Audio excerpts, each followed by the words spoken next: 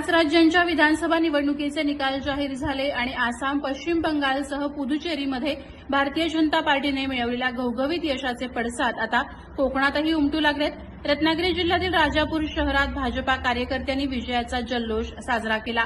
राजापूरच्या ऐतिहासिक जवाहर चौकात सकाळपासूनच उत्साहाचं वातावरण होतं। भारतीय जनता पार्टीचा विजय असो, नरेंद्र मोदी जिंदाबाद अशा घोषणांनी परिसर दणाणून गेला होता। फटाक्यांच्या आवाजात आणि मिठाईच्या गोडव्यात कार्यकर्त्यांनी आपला आनंद व्यक्त केला। या ऐतिहासिक विजयाचा आनंद साजरा करण्यासाठी राजापुरातील भाजपाचे नेते आणि पदाधिकारी मोठ्या संख्येने उपस्थित होते।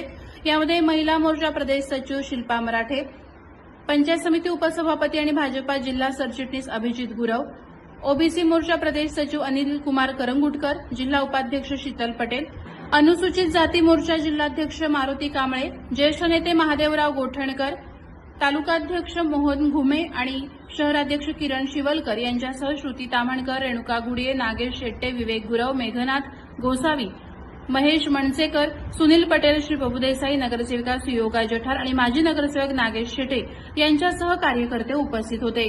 पंतप्रधान नरेंद्र मोदी यांच्या नेतृत्वावर जनतेनं पुन्हा एकदा विश्वास दाखवला असून विकासाच्या राजकारणाला मत दिलंय। तसंच मुख्यमंत्री देवेंद्र फडणवीस यांच्या मार्गदर्शनाखाली महाराष्ट्रातही पक्ष अधिक बळकट होत असून भाजपा प्रदेशाध्यक्ष रवींद्र चव्हाण यांच्या नेतृत्वाखाली भविष्यात जिल्ह्यात पक्ष संघटना अधिक मजबूत करण्याचा निर्धार यावेळी भाजपा पदाधिकारी आणि कार्यकर्त्यांनी व्यक्त केला। प्रहार डिजिटलसाठी नरेंद्र मोहिते, राजापूर।